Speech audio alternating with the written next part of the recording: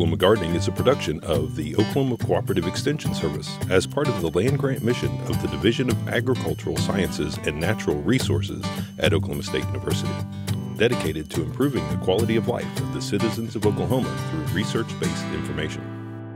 Southwood Landscape and Garden Center, Tulsa's source for great gardens, southwoodgardencenter.com. And the Oklahoma Department of Agriculture, Food, and Forestry, helping to keep Oklahoma green and growing. Today on Oklahoma Gardening, host Casey Hinches takes a look at a couple of penstemons that are blooming in the garden. OSU Extension entomologist Eric Rebeck identifies damage on our boxwoods. Some young visitors to the garden help Casey create colorful plant markers. We harvest onions, and Extension area horticulturalist Jim Schreffler has tips for storing those onions.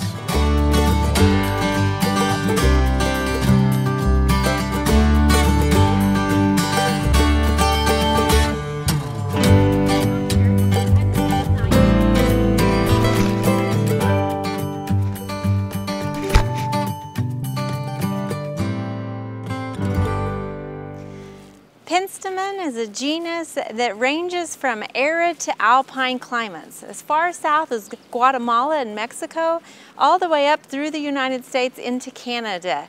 There's over 250 species of penstemon, and today we want to introduce you to just one cultivar. This is called Dark Towers, and you can see how it gets its name because of the dark burgundy foliage. It gets to be about 3 feet tall and has a nice contrasting light pink flower spike that it terminates each branch with.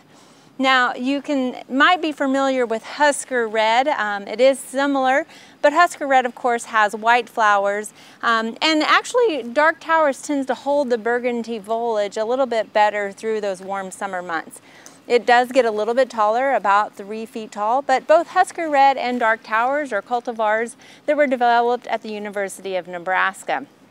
Now, penstemon actually gets its name because it's Greek meaning 5 stamens. And if you look at the flower, there are 5 stamens in there, but one is actually sterile and it has little tufts of hair on it. And that's often why it's referred to the common name beard tongue. It blooms late spring into summer, and you want to go ahead and deadhead it to continue getting a couple of more flowers on it. But when it does finish flowering, you're going to go ahead and take these branches back down to that basal growth just to have a cleaner, tidier plant throughout the remainder of the season. Now you can see we're here in a very hot climate at the OSU Labyrinth on campus, and we're between buildings and we're surrounded by concrete. And penstemon does well in kind of well-drained, drier soils. And in fact, it can have problems with root rot if you do keep it in too moist of a situation. We obviously have it in full sun, and it thrives in that condition as well. Dark Towers is just one of many penstemons you might consider adding into your garden. With those tubular showy flowers, you know the hummingbirds and the butterflies will enjoy it as well.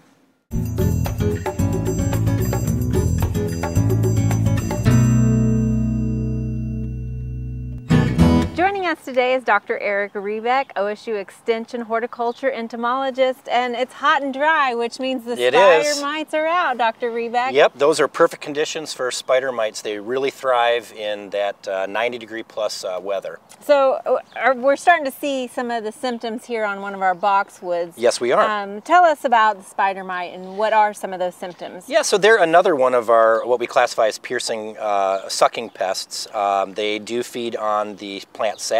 You can see the damage that's left behind on the foliage in what manifests as what we call stippling, these tiny little white spots that are kind of dotting all along the leaf surface.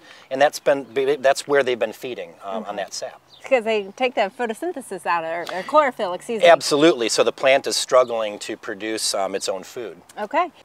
So basically we have a little bit more of a blanched out looking plant, and that's kind of one of the first things that might catch your eye when you're walking by. That's right. That, and also usually in a really heavily infested plant, this one's been pruned back recently, but you'd see a lot of webbing as well. And they use that webbing, that's why we call them spider mites. they use that as basically a network, a highway network, to get from one portion of the plant to the next. So you might even see some of the mites crawling along on that webbing. And their mites are really tiny, we might Very say. tiny. And so one way to really definitively tell if you've got mites or not, take a white piece of paper under an infested branch and just lightly tap it with a pencil or even your finger. And the mites will fall onto that white piece of paper. And they're very tiny, but you'll be able to see their dark bodies in contrast to that white paper in the background. They'll start moving around. Okay, and you can kind of smear it a little bit. Yeah, you can smear it, make a little finger paint. Right? See some red stains, and then you know for sure. Absolutely. In case you can't see the insect still. So, Not insects, mites. Mites, excuse me. Thank you for the correction from an entomologist.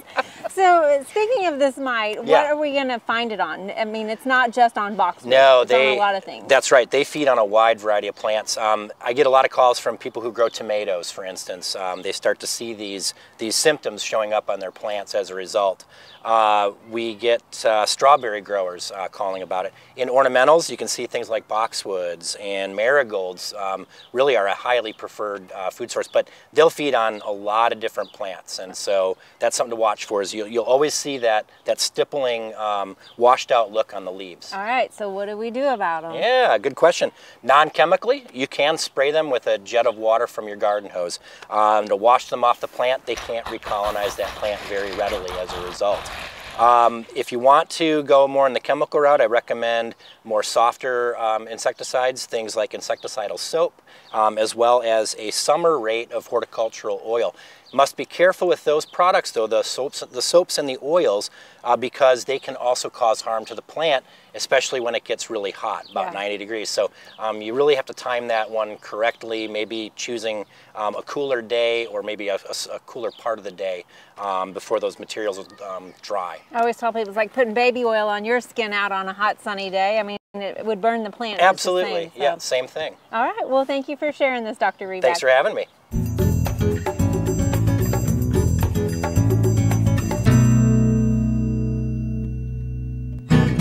Labeling plants here at the Botanic Garden is a constant ongoing process as we integrate new plants and we try to keep up with the names. You know, labels are important because we not only want to identify what plants are that we're viewing in the gardens, but it's also a good reminder that sometimes a perennial just hasn't emerged from that location. And sometimes, I hate to admit it, but the label acts as a warning flag when we might be out with the mower or the trimmer. Now, I sometimes hold on to these plastic labels, but these really aren't always the best because they blow in the wind and they get lost from one plant to another. Plant labels also are a good reminder in case you're an overzealous gardener or weeder and you're pulling those plants out, that there might be a plant you want to allow to continue growing there and it's not a weed coming up. Today we have a great idea that allows you to make labels for your plants that you know won't blow away. It'll catch the attention of anyone that might be mowing and is a fun way to get kids involved in the garden. So if I can get some helpers, please. We want to help. Yay! Awesome! Let's go find a plant that needs a label.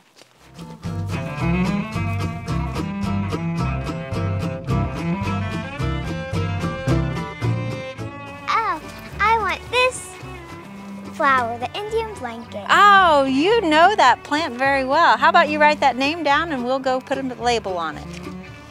How do you spell it? All right. I-N-D-I-A-N-B-L-A-N-K-E-T.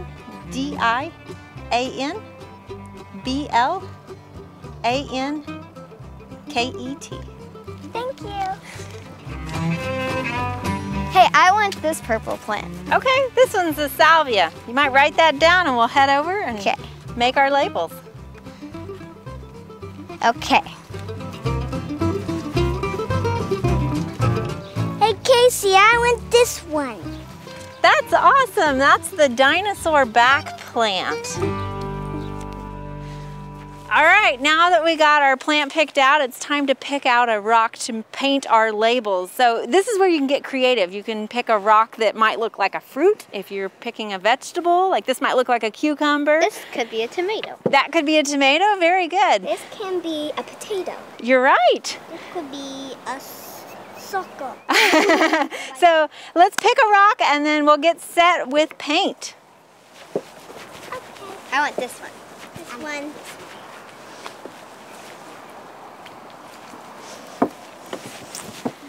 All right, so what we're gonna need. Can we take these rocks home? Well, you can, or we can leave them by the plant. We've got lots of acrylic paint here that we're gonna use to start off with. So what colors do you guys want to use? I want red. You want red? Purple. All right, so I'm gonna use an egg container here. I know which one I want. Recycle. Yeah, but that way we can I know which one I want. put paint in here. So grab you a paintbrush, you got one. What color do you want? Purple. Purple? Does this one work? Ford, what color do you want? I need green. Is there a gray too? There's green. There is a gray. Look at that. This one's too hard. We've got a few different paintbrushes. Here's some paintbrushes.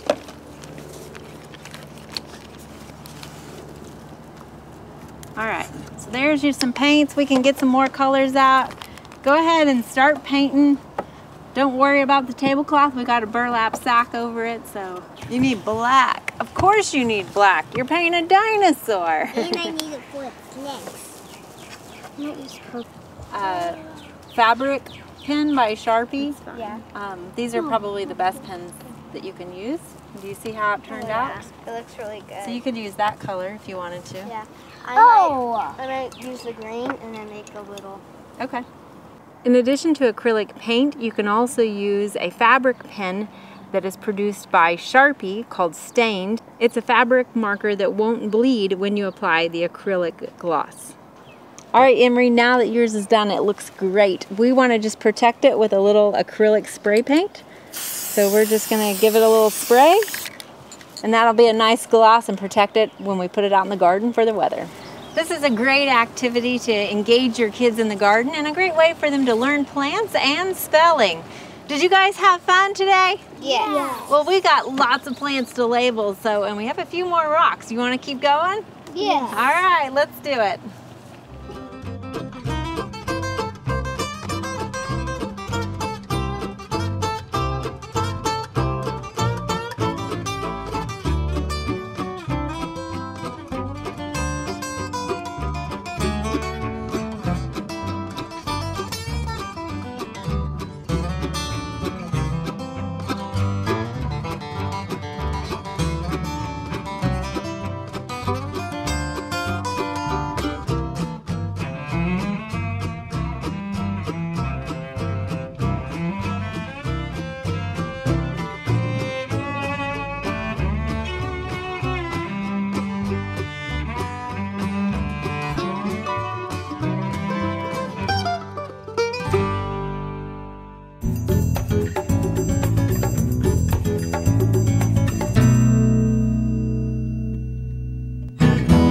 As we head into summer, it's time to start harvesting our onions. And unless you grew just one of them, you're probably looking for ways to store them. Here is Jim Scheffler, Area Extension Specialist, on tips on how to store your onions. Okay, here we have an onion bulb that has pretty much matured as far as bulb production, and you can see that the neck here all of a sudden it becomes weak to where it can no longer support the leaves and they fall over. So at that stage, this onion is not going to grow any longer. That's all the size you're going to get in the bulb here, and it's time to pull this onion out of the garden and take it in somewhere where it's out of the direct sunlight, but also put it in a place where the air is dry and where you have good air movement. If you lay this there, just lay these down like this. Now you have an option. You could cut it off right about there. You don't want to cut it too short. You could cut it off, say about an inch above the neck there. What you want to happen is you want this neck to dry down, and when it does that, it'll kind of seal up, and that'll reduce the chances of bacteria or fungus getting in there and causing the bulb to decay. All right, when you store it.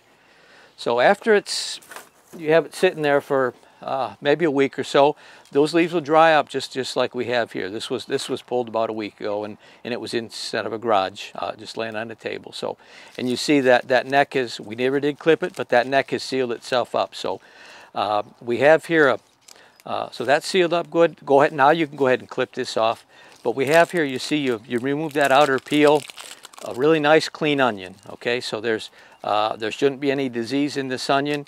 You can take this onion. You could do a couple things with it. One thing you could do, I found, if you could just put it in a paper bag like this. Now not a bag that has been waxed or anything, but just a paper sack. And now you probably don't want to fill it completely full, but you know, maybe put 6 or 8 onions in there and set it on the shelf, set it somewhere. Again, what's important is that there be good air movement. Another good option is to just use an onion sack like this. And again, you can fill these up, and again, somewhere under a shed in a garage, again, where you have good air movement, just hang them in there. They'll get good circulation. You'll have good air circulation and movement. And even if, when you do this, even if one onion does start to go bad, it kind of just, you don't have to be checking through them every week. If one does go bad, it'll kind of just, it'll start to rot, but it'll just dry up as it goes. So with exceptional cases, it's not going to cause the others to decay. From research we did in the past, one thing I want to say is if you may want to think about putting them in a refrigerated area, which that would be good if you can keep it down to refrigerated temperatures. But that's a good, they'll keep for a long time that way. What is not such a good option, and this might not make sense, but you don't want to just put them in an air-conditioned room. What we find is when you put them in an air-conditioned room, you tend to get decay problems start quicker even than you would just having them outdoors in the onion sack, for example, or than you would refrigerated. And they'll also more quickly sprout if they're in a refrigerated conditions, which means that that bulb begins to grow again and produces new leaves, and then the bulb is not going to it'll use up all those sugars that are stored in the bulb. So now occasionally you'll get some that have different problems. This one you see for some reason it started to split, and you see some discoloration there. Anyhow, things like that. You also see some black powder under there. That is a fungus called Aspergillus, or in onions they call it black mold. And you'll even find them in the grocery store sometimes with this. There's nothing wrong, no reason you can't use it. But what I would say is when you have onions like this, peel this off and use these first. Or if you're going to go to the farmer's market, sell these peel all that off and sell these and tell people they're onions to be used for fresh market. The fungus is not poisonous or anything like that, but it's going to cause that this onion would not store for a long period of time because of that. So how do you reduce the chances of some of these problems getting started? One thing that I suggest is when you pull these onions, you don't take this freshly dug onion and put it in a bucket of water to clean all the soil off. Just take it like it is and lay it on the table. After a few days, like say a week or so, that soil will all become dry. You see the roots have pretty much dried up. There's still soil attached. You still got some loose leaves here. But once you get to this point, just go ahead and gently wipe that all off. Those leaves will just pretty much pull off, or the roots, excuse me, will pretty much pull off. These scales, they'll just, the loose ones at least, go ahead and wipe those loose ones off. We do have a little bit of the Aspergillus there, so keep that in mind. Clip that off, and that onion will be in good sound condition and just fine to take to the market. So again, like I said, because of the Aspergillus, you wouldn't want to attempt to store this one for a long period. So I think by following some of these guidelines here, when you have a decent onion crop in your garden and you want to figure out, you know, how do you keep it, store it for the longest period possible for these fresh type onions, I think these suggestions here, you'll find that they'll be helpful in the future. So.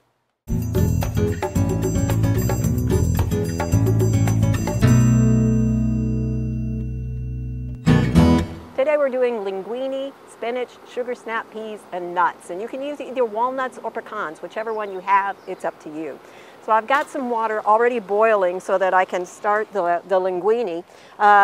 Use plenty of water, and I'm also going to salt the water now because I want it to have some salty flavor, and this is really the only time that you can actually get the salt flavor into the pasta itself.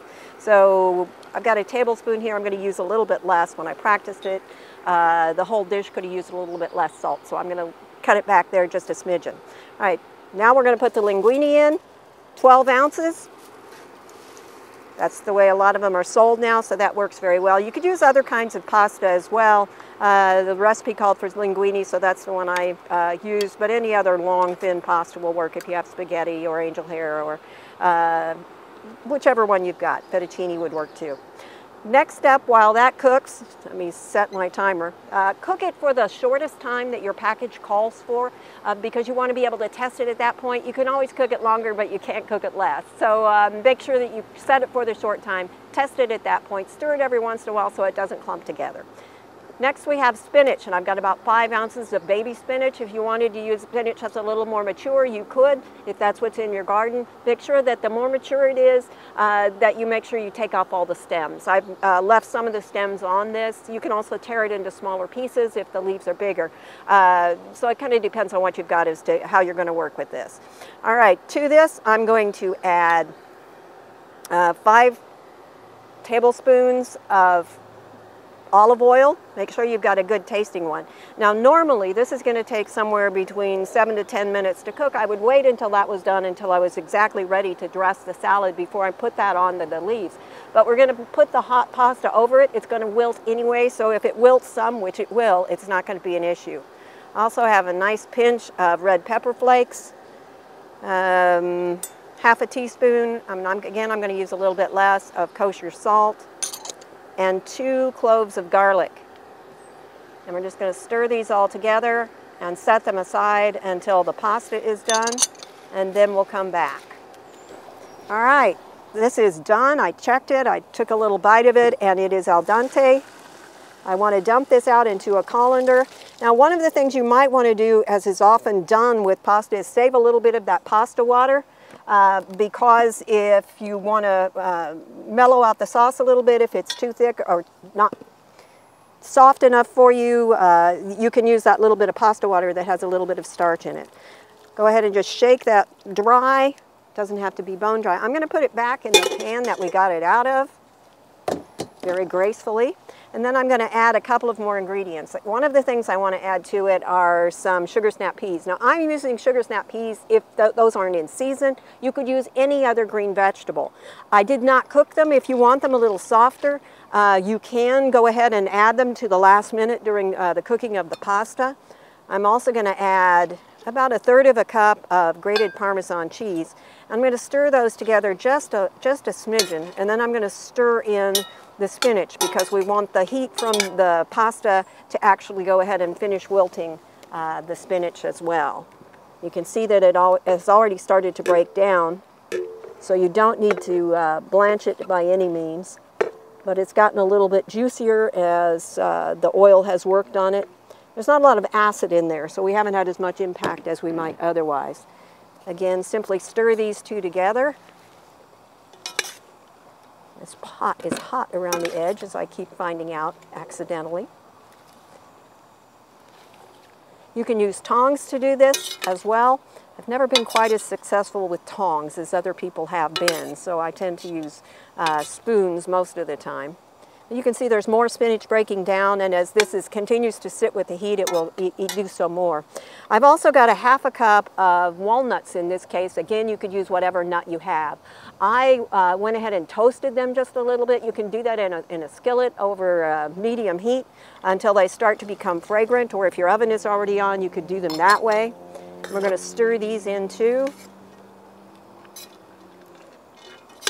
If you didn't have them toasted, they just don't have quite as nice of a flavor. It's not something, if you forgot to do it at the last minute, that I would stop everything and go ahead and get done. But it's just got a little bit better flavor if you've got the nuts toasted. I'm putting this onto a platter. You could serve it up as individual servings as well. And the last thing we're going to put on it, I've got a little bit more in there that I'm not going to serve at this point. Those will be for the people who come to the next meal. A little bit more Parmesan cheese. And this you could pass around the table rather than put it on the top. But that's all there is to it. It's fairly quick. It's nutritious. It's got the nuts. It's got lots of fresh vegetables. It's really flexible. You can do it with whatever happens to be in season. You could also use whole grain pasta rather than the refined wheat pasta to add even more nutrition to it. I hope you'll give it a try. For Oklahoma Gardening, I'm Barbara Brown. There are lots of great horticultural events this time of year. Be sure and consider these activities when you're making your plans for the weeks ahead.